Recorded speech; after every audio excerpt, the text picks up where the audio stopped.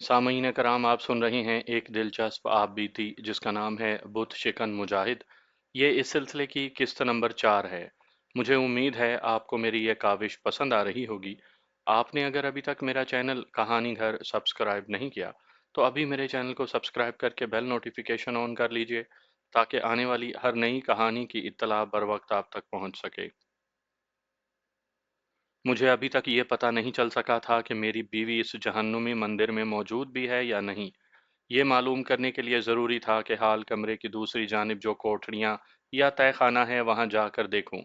मैं उठकर हाल कमरे की तरफ चलने ही लगा था कि एक नहीफ सी आवाज़ सुनकर मेरे कदम वहीं रुक गए। मैंने मुड़कर देखा। औंधे घड़े पर जलते हुए दिए की धीमी रोशनी में बेहोश लड़की को होश आ चुका था। उसकी आंखें खुली थीं। वो इसी तरह बेहिसो हरकत लेटी हुई थी मगर अपने होशो हवास में थी। उसने कमजोर आवाज में कहा, उधर मत जाओ। मैंने झुककर लड़की को गौर से देखा। उसकी आंखें पूरी खुली थीं और वो मुझे देख रही थी। मैंने आहिस्ता से पूछा, क्या तुम जिंदा हो? उसने कहा, मैं जिंदा हूँ। तुम जान बचाकर यहाँ से चले जाओ। तुम यहाँ कैसे आ गए हो? मैंने कहा, पहले मुझे ये बताओ कि यहाँ तय खाने में और कौन कौन सी लड़कियां हैं। उस लड़की पर नकाहत तारी थी। मैंने महसूस किया कि उससे ज्यादा बोला नहीं जा रहा। जमीला की फोटो मेरी पतलून की जेब में ही थी। मैं ये मौका जाया नहीं करना चाहता था। मैंने जेब से फोटो निकाल कर लड़की की आंखों के सामने कर दी और कहा, दरमियान में जो लड़की बैठी है, क्या ये लड़की यहाँ पर मौजूद है? ये पंजाबी बोलती है और मेरी बीवी है। मैं इसकी तलाश में मारा मारा फिर रहा हूँ। मेरी मदद करो। मैं तुम्हारा एहसान जिंदगी भर नहीं भूलूंगा। लड़की की आंखें खुली थीं। वो बड़े गौर से फोटो देख रही थी। फोटो पर दिए की पूरी रोशनी पड़ रही थी। मैंने फोटो पर जमीला के चेहरे पर उंगली रख दी। ये मेरी बीवी है। इसका नाम जमीला है। इसे पुजारी देवीगिरी दिल्ली से लाया है। लड़की ने आंखें बंद कर ली और गहरे सांस लेने लगी। मैंने जमीला की फोटो उसके आंखों के सामने से हटा ली। लड़की ने आहिस्ता से आंखें खोल दी। वो मेरी तरफ टिकटिकी बांध कर देखने लगी। फिर उसने कमजोर आवाज में कहा, कल आधी रात के बाद मंदिर के पीछे तालाब पर आ जाना। अब चले जाओ। जाओ, चले जाओ। और लड़की ने कर्ब आमेज अंदाज में आंखें बंद कर लीं। मुझे उम्मीद की है कि किरण नजर आ गई थी। मैंने लड़की के सर पर हाथ रखकर आहिस्ता से कहा, तुम्हारा शुक्रिया। मैं कल आधी रात के बाद तालाब पर आ जाऊंगा।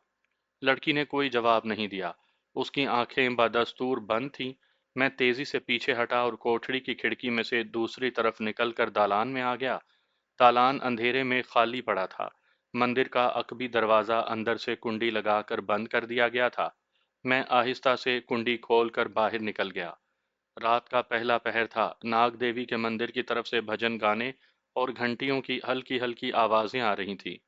हिंदू यात्री कोठरी में नहीं था। मैं अपनी चारपाई पर लेट गया और सोचने लगा कि उस पुरस्रार लड़की ने मुझे कल रात किस लिए बुलाया है। जरूर वो मुझे मेरी बीवी जमीला के बारे में ही कुछ बताने वाली है। खुदा करे कि वो कोई अच्छी बात बताए। खुदा करे कि जमीला जिंदा हो।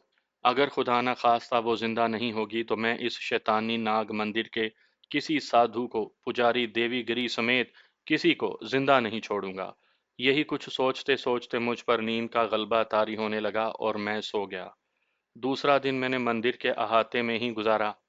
मुझे मुश्ताक अली साहब ने दिल्ली में हिदायत की थी कि मैं मंदिर के आसपास के इलाके में ज़्यादा निकलने की कोशिश ना करूं, क्योंकि इस किस्म के मंदिरों में पुलिस इंटेलिजेंस के एक दो आदमी ज़रूर होते हैं।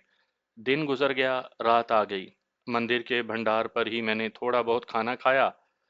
हिंदू यात्री शाम के वक्त कोठड़ी में आया और ये कहकर चला गया कि वो रात नाग मंदिर में पूजा करके गुजारेगा। मुझे पुरस्रार लड़की ने आधी रात के बाद तालाब पर आने को कहा था। मेरे पास कोई घड़ी नहीं थी। मंदिर के छोटे हाल कमरे में एक क्लॉक लगा था। मैंने क्लॉक पर रात के 12 बजे का वक्त देखा और खामोशी से मंदिर की अकबी दीवार वाले छोटे दरवाजे की तरफ चल पड़ा। उस तरफ अंधेरा भी था और कोई बंदा भी नहीं था। मैं छोटे से दरवाजे से निकलकर नशेब में थोड़ा उतरने के बाद तालाब के पास आ गया। तालाब चौकोर था। उसकी एक जानिब मंदिर की पुरानी दीवार थी और दूसरी जानिब, बल्कि तीन जानिब, जंगल था जहां दरख्तों के झुंड शुरू हो जाते थे। मेरा ख्याल था कि पुरस्रार लड़की मंदिर के छोटे दरवाजे वाले दालान में से निकल कर ही आएगी। चुनाचे मैं वहीं एक तरफ हटकर तालाब के किनारे सीढ़ियों के पत्थर पर बैठ गया। उस तरफ रोशनी बिल्कुल नहीं थी, अंधेरा घुप था। मंदिर की तरफ घंटियां कभी कभी बज उठती थी, उसके बाद फिर खामोशी छा जाती। दरख्तों के दरमियान में से आसमान पर चमकते हुए सितारे नजर आ रहे थे। तालाब का पानी बिल्कुल साकिन था। अंधेरी रात में उसकी सतह धुंधली धुंधली नजर आ रही थी।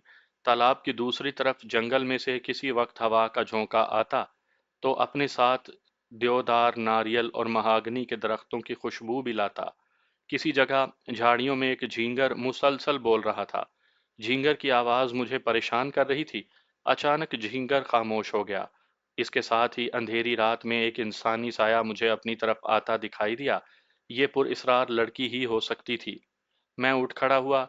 साया करीब आकर मुझसे 3-4 कदम के फासले पर रुक गया। मैंने उस पुरइसरार लड़की को फर्श पर बेहोशी की हालत में लेटे हुए ही देखा था। इस वक्त वो मेरे सामने खड़ी थी, अंधेरा भी था। उसे पहचानने में मुझे दिक्कत महसूस हो रही थी। मैंने आहिस्ता से पूछा, क्या तुम मंदिर वाली लड़की हो? लड़की ने जवाब दिया, हाँ मैं वो ही हूँ।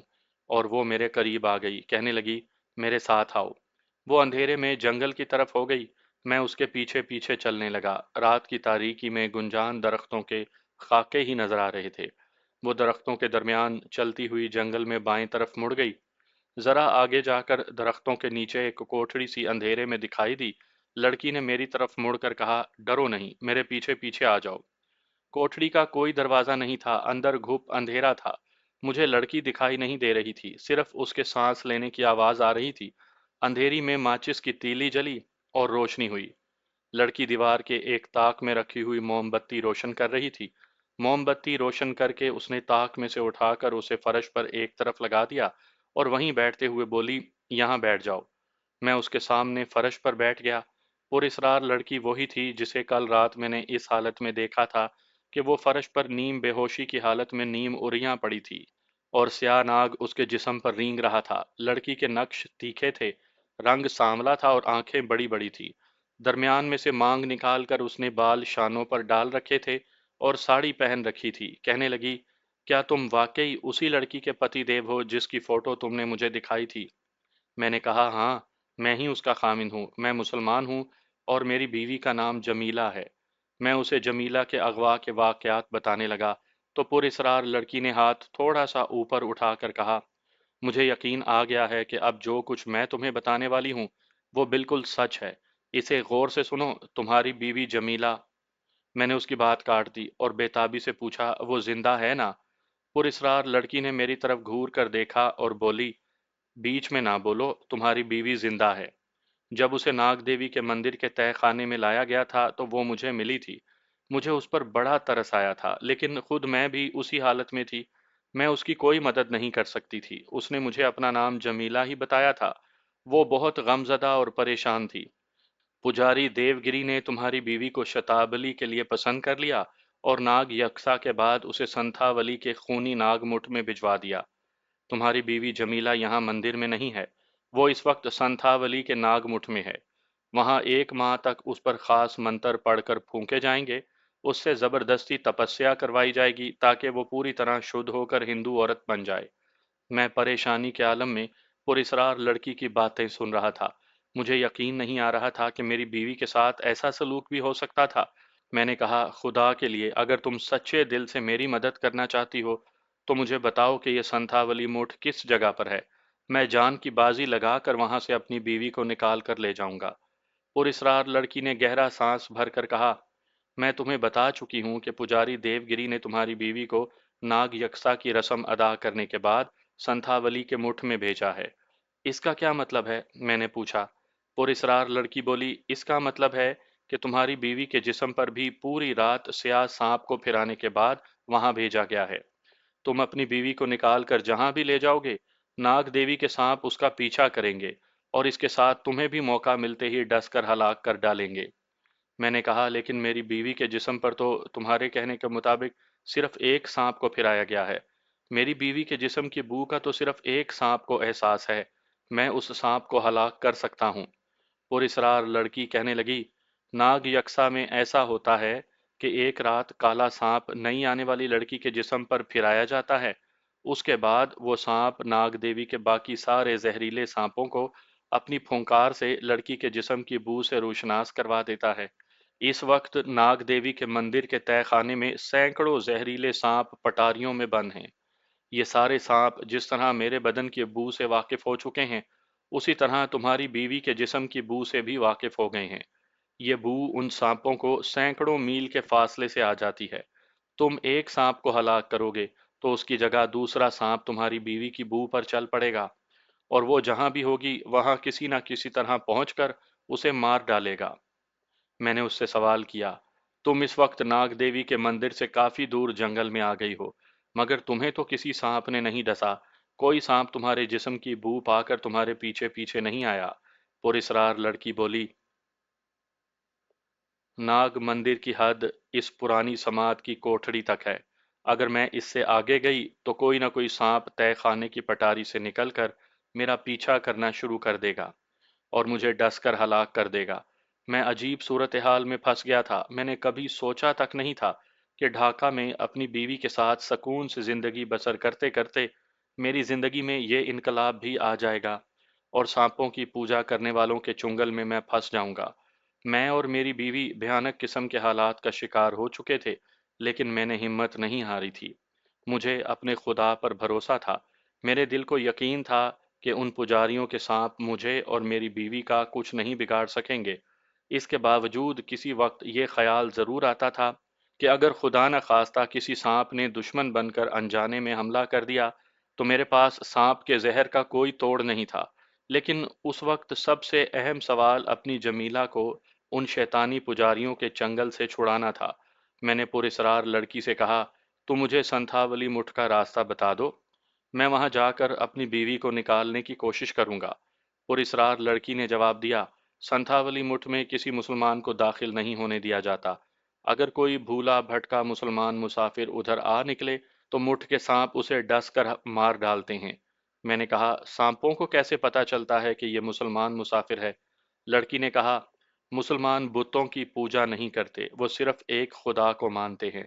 इसलिए उनके जिस्म से हर वक्त एक खास किस्म की खुशबू निकलती रहती है। देवगिरी ने नाग मंदिर के और संथावली मुठ के तमाम सांपों को मुसलमानों के जिस्म से निकलने वाली उस खास खुशबू से वाकिफ करवा रखा है।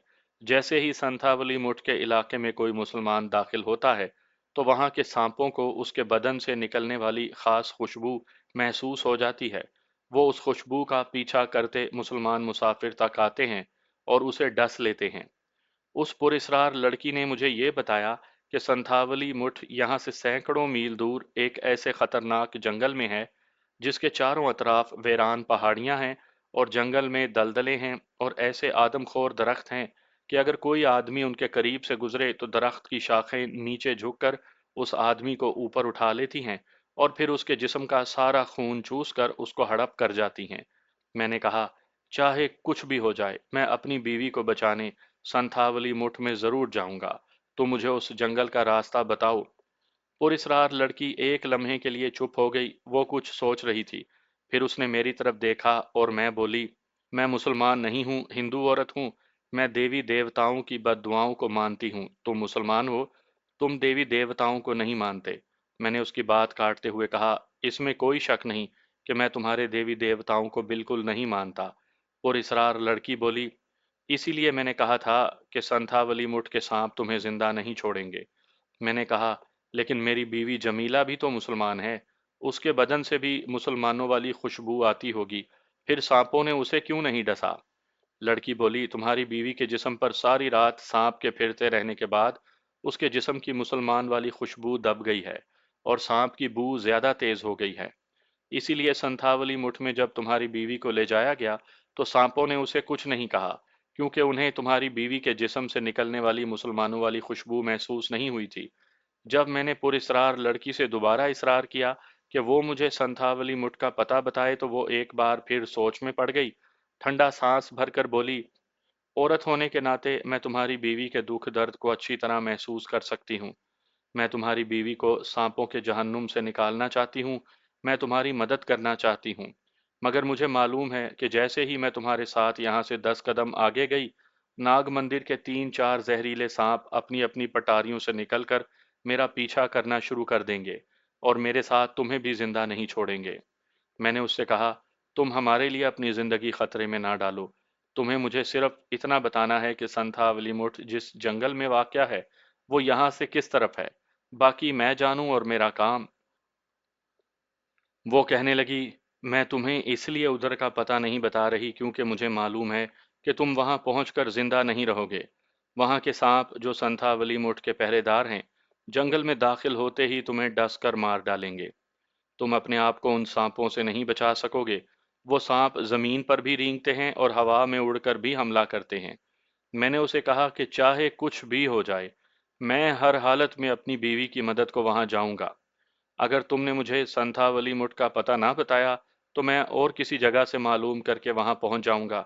میرا خدا میرے ساتھ ہے، مجھے یقین ہے کہ میں اپنی بیوی کو ان شیطانوں کے نرغے سے نکال لانے میں ضرور کامیاب ہو جاؤں گا۔ جنگل میں تاریک رات گہری خاموشی میں ڈوبی ہوئی تھی۔ کوٹھڑی کے فرش پر لگائی ہوئی موم بتی کافی پگھل چکی تھی۔ پراسرار لڑکی سر جھکائے کسی گہری سوچ میں ڈوب گئی تھی۔ پھر اچانک اس نے سر اٹھایا اور کہنے لگی، ٹھیک ہے، میں جمیلہ کو بچانے، اسے ناگ مندر کے راکشوں کی قید سے نکالنے کے لیے خود تمہارے ساتھ جاؤں گی۔ میں تحسین آمیز نگاہوں سے اس پراسرار ہندو لڑکی کا منہ تکنے لگا۔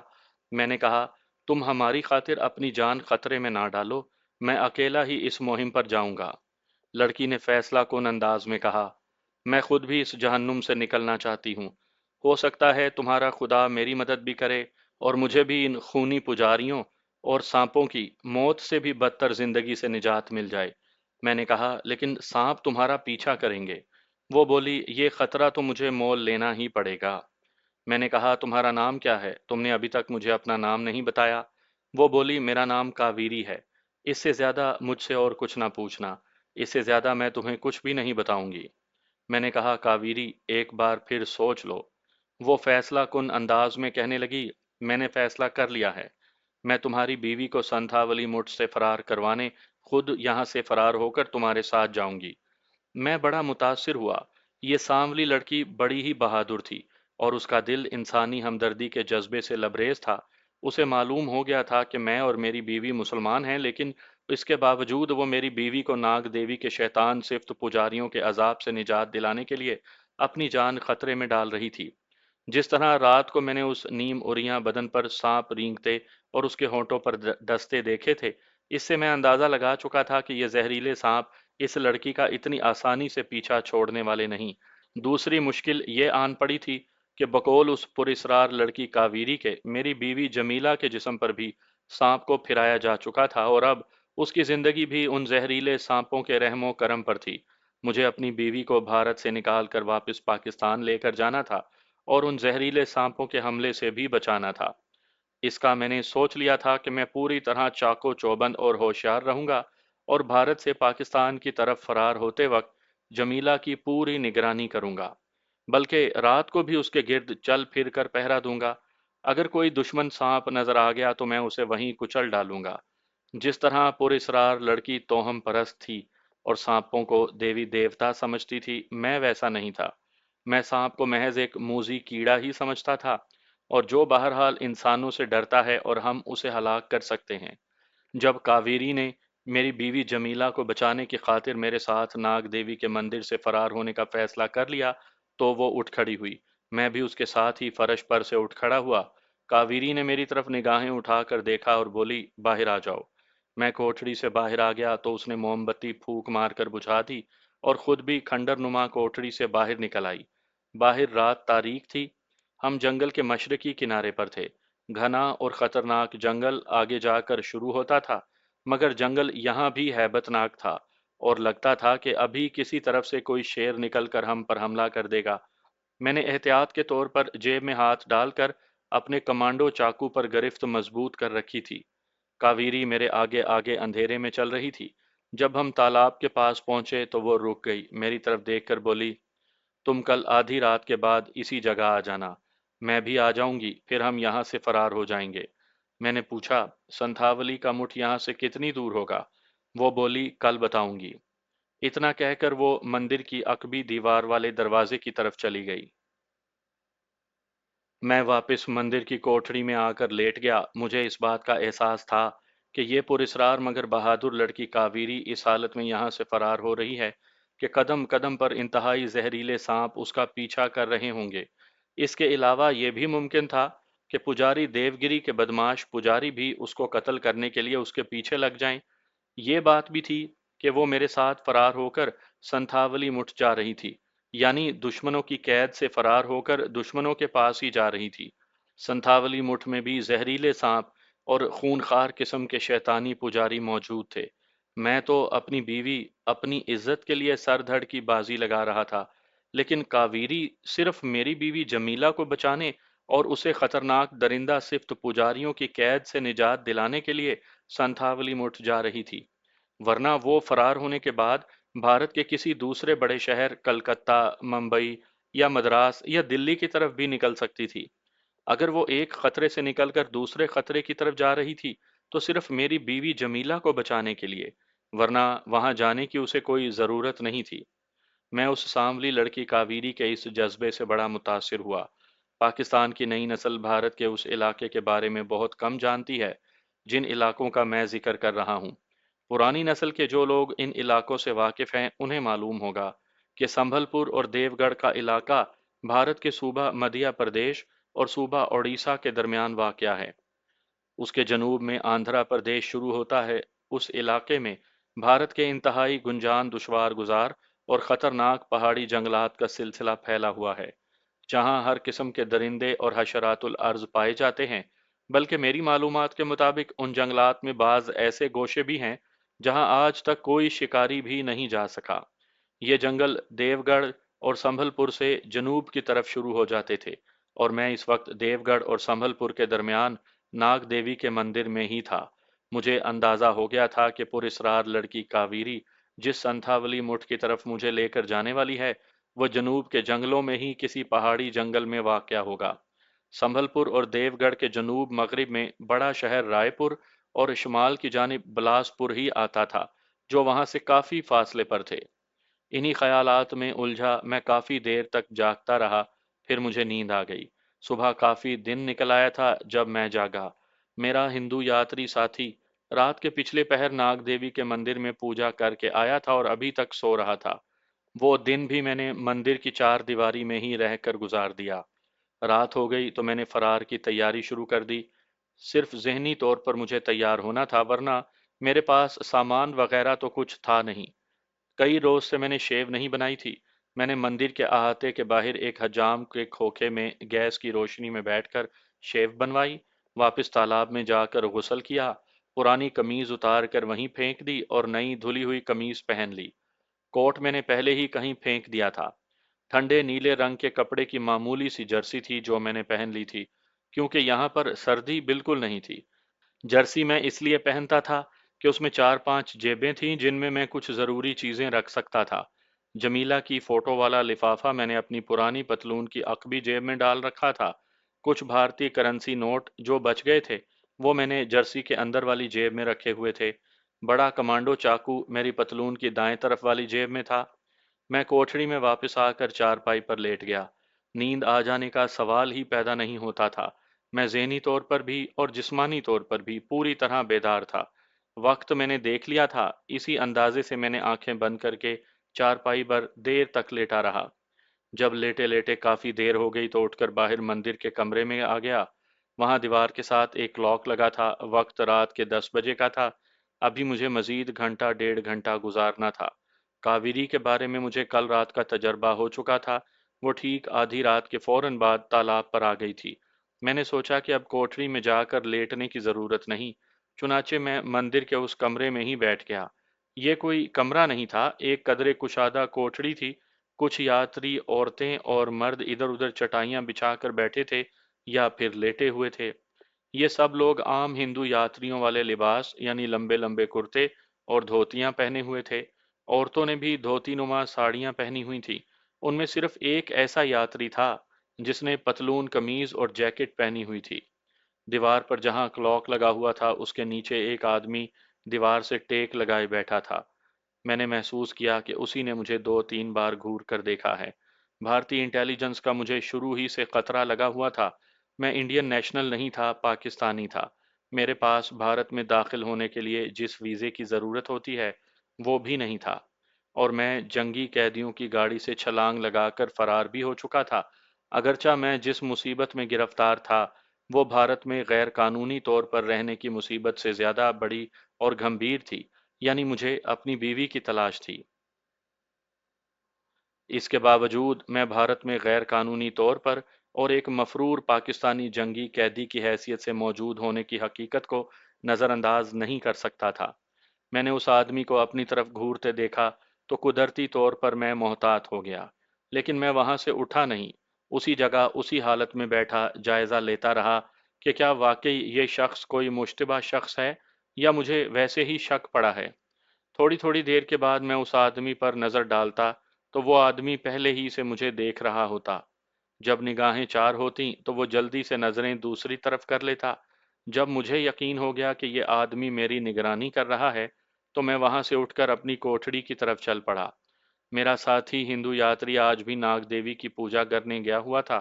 میں کوٹھڑی میں آ کر چارپائی پر بیٹھ گیا، لیکن میں کچھ بے چین سا ہو گیا۔ تھوڑی دیر کے بعد مجھے کاوری کے ساتھ ایک انتہائی اہم مہم پر روانہ ہونا تھا، اور میں نہیں چاہتا تھا کہ اس مہم میں انڈین انٹیلیجنس والا بھی میرے پیچھے لگ جائے۔ ظاہر ہے وہ یہاں اکیلا نہیں ہوگا، اس کا کوئی نہ کوئی ساتھی ضرور اس کے ہمراہ وہاں آیا ہوگا، اور ان لوگوں کے پاس اسلحہ وغیرہ بھی ہوگا۔ میں اس خطرے کو اپنے ساتھ لے کر اپنی بیوی کی تلاش کی مہم پر روانہ نہیں ہونا چاہتا تھا۔ اس شخص سے نجات حاصل کرنا ضروری ہو گیا تھا۔ سوال یہ پیدا ہوتا تھا کہ اس سے نجات کیسے حاصل کی جائے۔ یہی ایک راستہ تھا کہ میں اسے جل دے کر کسی طرح مندر کے پیچھے جنگل والے تالاب اور کوٹھڑی کی طرف نکل جاؤں۔ اگر میں اسے کسی طریقے سے ہلاک کر دیتا تو کسی نئی مصیبت کے کھڑے ہو جانے کا ڈر تھا۔ میں خواہ خود کو اور کاویری کو کسی نئی مشکل میں نہیں ڈالنا چاہتا تھا۔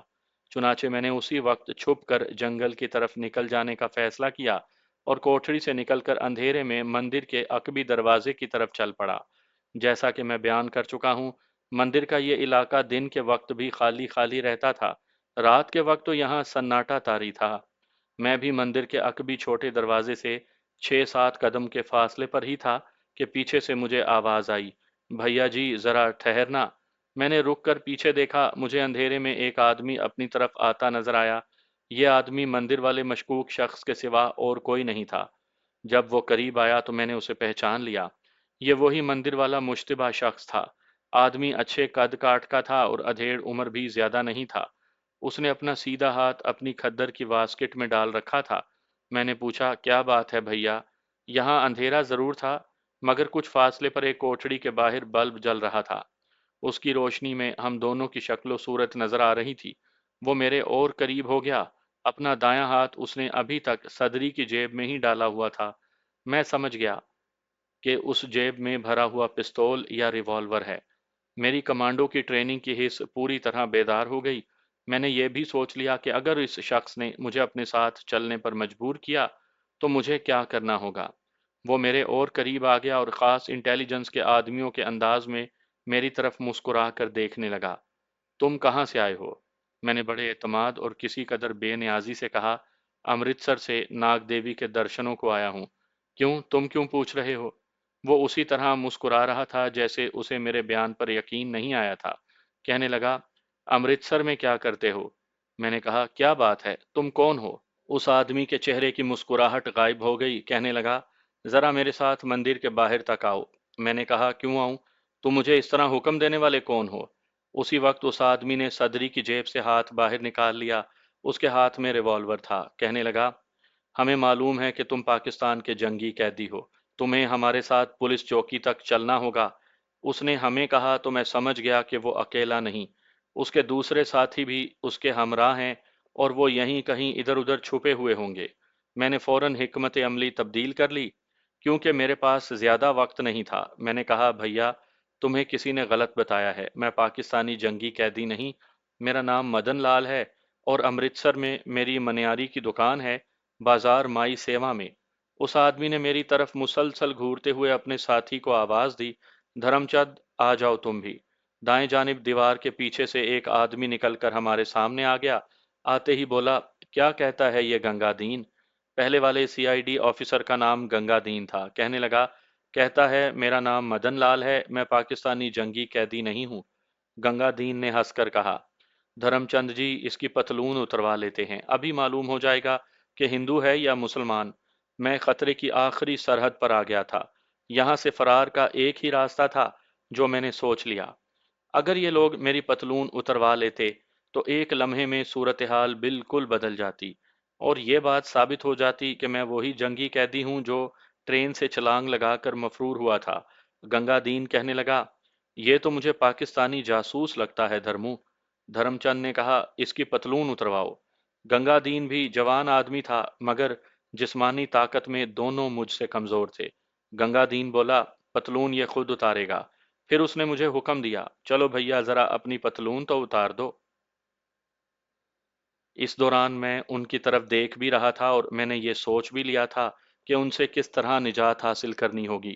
یہ بھارتی پولیس انٹیلیجنس کے لوگ تھے، صرف پستول دکھا کر دوسروں کو قابو میں کر سکتے تھے۔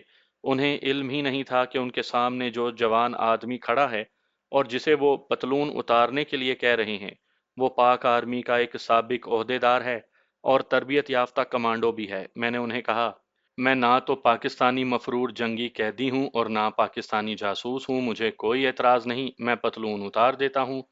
اور میں نے پتلون کی پیٹی کھولنی شروع کر دی۔ اصل میں پتلون کی پیٹی نہیں کھول رہا تھا، بلکہ اپنے آپ کو ایک خاص زاویے پر لا رہا تھا جہاں سے مجھے دھرم چند پر اٹیک کرنا تھا، کیونکہ ریوالور اسی کے ہاتھ میں تھا۔ اگر میرے سامنے بھارتی فوج کے جوان ہوتے تو مجھے مشکل پیش آ سکتی تھی، کیونکہ آرمی کے جوان کمانڈوز نہ بھی ہوں تو بھی انہوں نے آرمی ٹریننگ سینٹر کی مار کھائی ہوتی ہے۔ ان پر قابو پانے کے لیے مجھے کوئی دوسرے حکمت عملی سوچنی پڑتی، لیکن یہ انڈین انٹیلیجنس والے میرے جیسے ٹرینڈ آرمی کمانڈو کے سامنے کوئی حیثیت نہیں رکھتے تھے۔ خطرہ صرف اس بات کا تھا کہ کہیں گھبراہٹ میں ریوالور کا فائر میری طرف نہ آ جائے۔ جب میں نے انہیں کہا تھا کہ میں خود ہی پتلون اتارے دیتا ہوں اور پتلون کی پیٹی کو کھولنا شروع کیا تھا، تو صرف 6 یا زیادہ سے زیادہ 7 سیکنڈ کا وقفہ میں نے دیا اور سیدھا ٹھڈا ریوالور والے آدمی کے بازو پر مارا۔ اس کا ریوالور اس کے ہاتھ سے چھوٹ کر دور جا گرا۔ وہ لوگ اناڑی تھے، انہوں نے یہ حماقت کی کہ وہ دونوں مجھ سے گتھم گتھا ہو گئے۔ انہوں نے کسی کو آواز نہیں دی تھی۔ یہ اس بات کا ثبوت تھا کہ ان کے ساتھ کوئی تیسرا آدمی نہیں تھا۔ جیسے ہی وہ مجھ سے گتھم گتھا ہوئے، میں نے دونوں کی گردنیں اپنے بازوؤں کے آہنی شکنجے میں جکڑ لیں اور ایک خاص زاویے سے صرف 3 جھٹکے دیے۔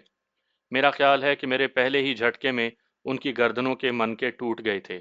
ان کے جسم میری گرفت میں ڈھیلے پڑ گئے۔ میں نے انہیں چھوڑ دیا۔ وہ ریت کی بوریوں کی طرح نیچے گر پڑے۔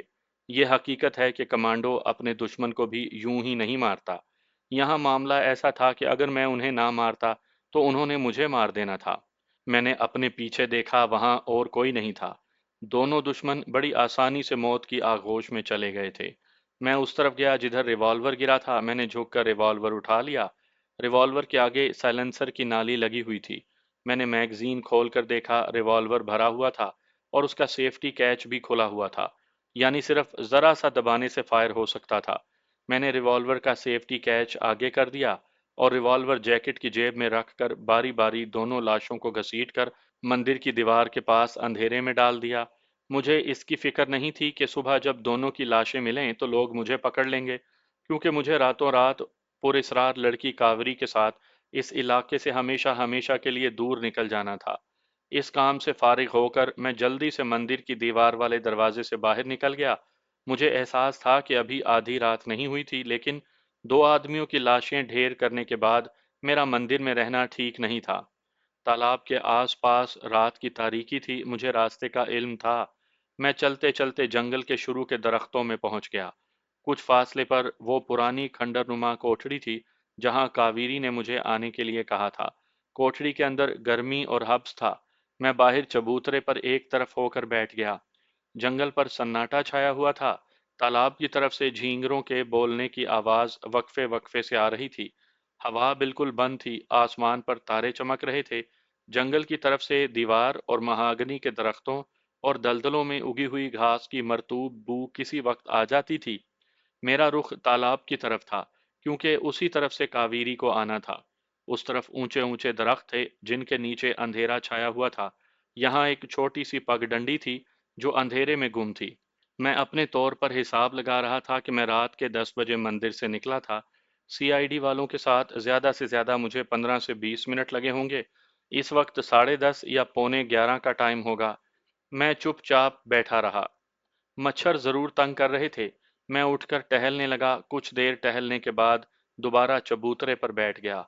मुझे एहसास होने लगा कि रात आधी गुजर चुकी है। पुरस्रार लड़की कावेरी अभी तक नहीं आई थी। कहीं वो किसी मुश्किल में तो नहीं फंस गई।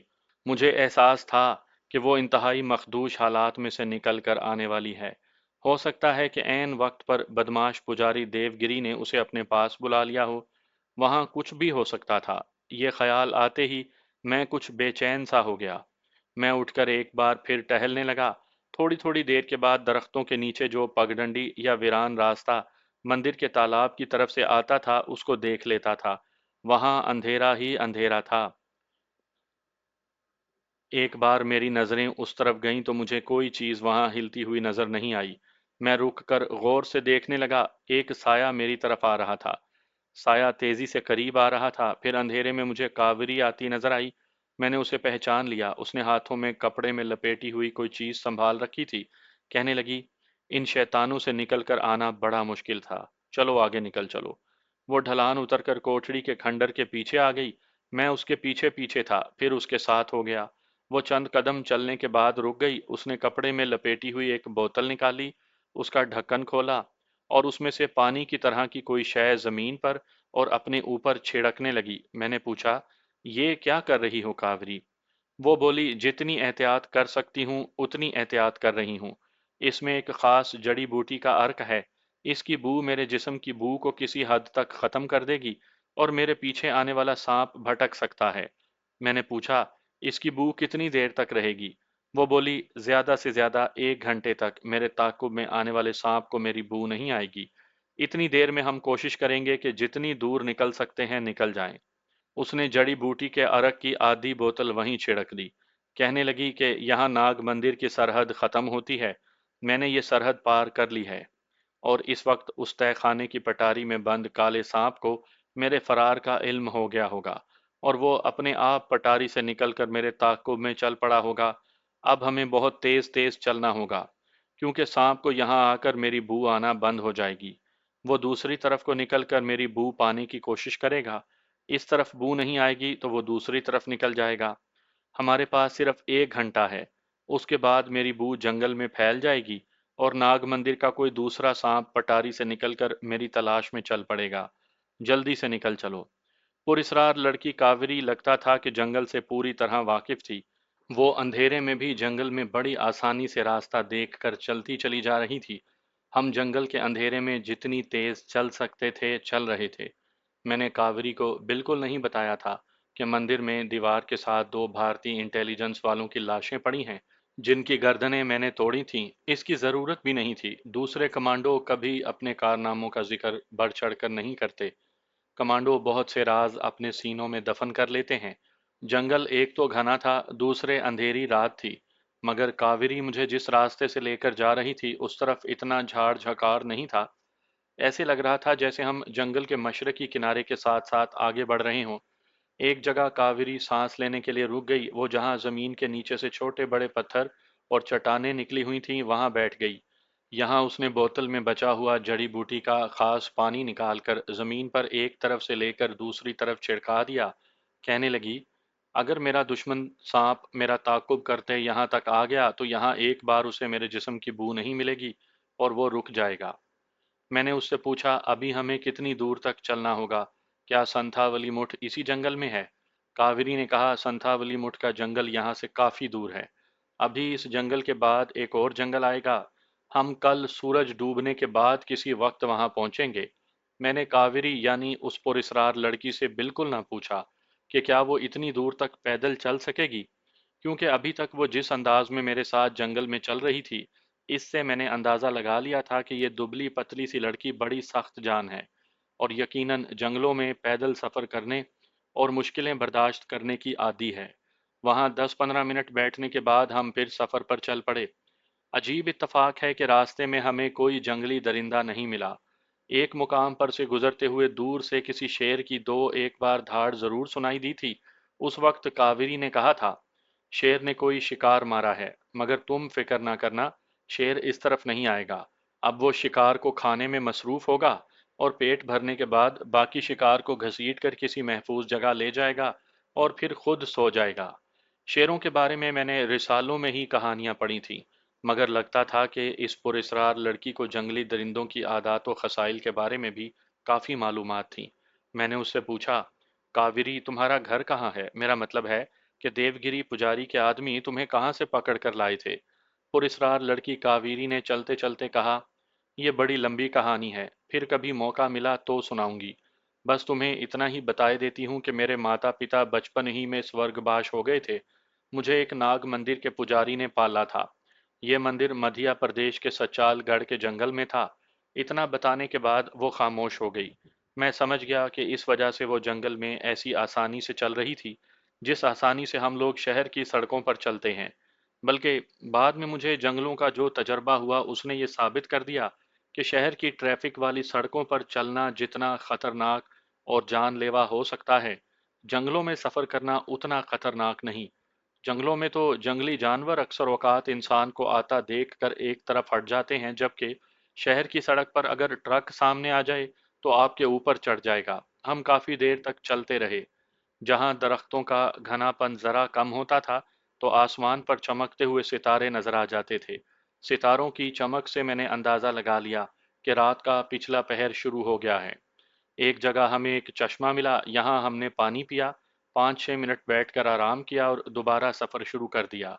अगरचा मैं कभी सख्त जान कमांडो रह चुका था और उसी कमांडो ट्रेनिंग की सख्त जानी अब भी मेरे अंदर मौजूद थी, लेकिन जंगल में पैदल चलते चलते मैं भी थक गया था, मगर वो पुरस्रार कावेरी बिल्कुल नहीं थकी थी।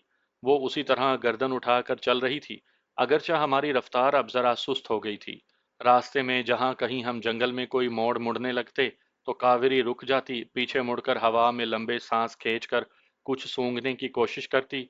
जब पहली बार उसने ऐसे किया तो मैंने पूछा कि वो क्या सूंघ रही है। वो बोली, मेरा दुश्मन सांप मेरी बू सूंघता मेरे पीछे आ रहा है और मैं उसकी बू सूंघने की कोशिश कर रही हूँ। मैंने पूछा, क्या इतनी दूर से उसे सांप की बू आ जाती है? उसने कहा, मैंने तुम्हें ये नहीं बताया कि मेरा बाप और मेरी माता दोनों सपेरा सपेरन थे। अगर मेरा दुश्मन सांप जो सारी रात मेरे जिस्म पर रेंगता रहा था सैकड़ों मील से मेरे जिस्म की बू सूंघ लेता है, तो मैं 2-3 मील से उसकी बू जरूर सूंघ सकती हूँ। वो चलती चली जा रही थी और बातें करती जा रही थी। कहने लगी, सपेरे और सपेरन में ऐसी ऐसी शक्ति, या जैसे जिसे तुम लोग उर्दू जुबान में ताकत कहते हो, वो पैदा हो जाती है कि आम लोगों को बिल्कुल मालूम नहीं है। भारत के सपेरे और सपेरियां बड़ी पुरस्रार शक्तियों के मालिक होते हैं, लेकिन ये ताकत या ये शक्ति हर सपेरे के पास नहीं होती। इसके लिए बड़े चिल्ले काटने पड़ते हैं, सांपों के गारों में घुसकर सारी सारी रात तपस्या करनी पड़ती है। कावेरी ने सामने की तरफ से आने वाली हवा को सूंघते हुए कहा, दरिया करीब आ गया है। मैंने पूछा, तुम्हें कैसे मालूम हुआ? मुझे दरिया के पानी की खुशबू आ गई है। ये तो एक आम आदमी भी अगर इस इलाके में आता जाता रहता है तो वो भी बता देगा। मैंने पूछा, क्या हमें दरिया पार करना होगा? हाँ, मगर फिक्र की कोई बात नहीं, ये असल दरिया नहीं बल्कि दरिया की शाख है जो दरिया से निकलकर जंगल में से गुजरती है। थोड़ी देर के बाद हम दरिया की शाख पर पहुंच गए। ये एक बड़ी नहर जितनी चौड़ी थी। यहाँ आसमान खुला होने की वजह से सितारों की धुंधली रोशनी में दरिया का दूसरा किनारा और उसके दरख्त भी नजर आ रहे थे। मैंने कावेरी से कहा, मुझे तैरना आता है, क्या तुम तैर सकती हो? कावेरी मुस्कुराई, कहने लगी, तैरना तो मुझे भी आता है, लेकिन मैं नहीं चाहती कि मेरी साड़ी भीग जाए। तो फिर दरिया कैसे पार करेंगे? यहाँ तो कोई कश्ती वगैरह भी नजर नहीं आ रही। वो बोली, हम नाव तैयार करेंगे। जहां जहां से दरख्त की कटी हुई शाखें मिलेंगी उन्हें यहाँ ले आओ। वो खुद भी दरख्तों के नीचे जाकर शाखें वगैरह उठाने लगी। थोड़ी देर में वहां काफी कटी हुई शाखें हमने जमा कर लीं। कुछ टहनियां मैंने दरख्तों से तोड़ ली थीं। उन्हें गट्ठे की शक्ल में बांधा तो वो एक नाव सी बन गई। हमने उसे दरिया में डाल दिया और खुद उस पर सवार हो गए। यूं हमने बड़े आराम से दरिया की शाख का निस्बतन कम चौड़ा पाट अबूर कर लिया। अभी रात का पिछला पहर शुरू हुआ था और काफी अंधेरा था। दरिया की शाख के दूसरे किनारे पर आकर कावेरी ने अपनी साड़ी को ठीक तरह से बांधा और दरिया के जिस किनारे की जानिब से हम आए थे उस तरफ मुंह करके 2-3 लंबे लंबे सांस लिए, फिर मेरी तरफ देखकर कहा, अभी तक मुझे दुश्मन सांप की बू नहीं आ रही। मालूम होता है उसने मेरे जिस्म की बू खो दी है। मैंने कहा, यह तो बड़ी अच्छी बात है। وہ بولی لیکن تم سانپوں اور خاص طور پر ناگ دیوی کے مندر کے سانپوں سے واقف نہیں۔ میرا دشمن سانپ ضرور میرا پیچھا کر رہا ہوگا۔ اگر اس نے میری بو کھو بھی دی ہے تب بھی وہ میری بو کی تلاش میں ہوگا اور ہرگز واپس نہیں جائے گا۔ وہ جنگل میں داخل ہونے سے پہلے درختوں کی طرف نظریں دوڑا رہی تھی۔ میں خاموشی سے اس کے پاس کھڑا تھا۔ کہنے لگی، ہمیں اسی طرف چلنا ہوگا۔ میں اس جنگل میں 2 بار پہلے بھی آ چکی ہوں۔ آ جاؤ۔ جس طرف اس نے اشارہ کیا تھا ہم اس طرف چل پڑے۔ میں تھک ضرور گیا تھا، مگر راستے میں جو ہم کسی نہ کسی جگہ تھوڑی دیر کے لیے بیٹھ کر آرام کر لیتے تھے اس سے کافی فرق پڑ جاتا تھا۔ ایک بار ہم پھر تاریک جنگل میں داخل ہو گئے تھے۔ اندھیرے میں ہمیں اتنا ضرور نظر آ جاتا تھا کہ ہم راستہ تلاش کر سکیں۔ راستے میں جھاڑیاں بہت زیادہ تھی۔ ایک جگہ پہنچ کر کاویری رک گئی۔ وہ فضا میں کچھ سونگ رہی تھی۔ میں نے پوچھا، کیا دشمن سانپ کی بو آ رہی ہے؟ وہ بولی، نہیں، مجھے انسانوں کا خون پینے اور انسانوں کا گوشت کھانے والے آدم خور درختوں کی بو آ رہی ہے۔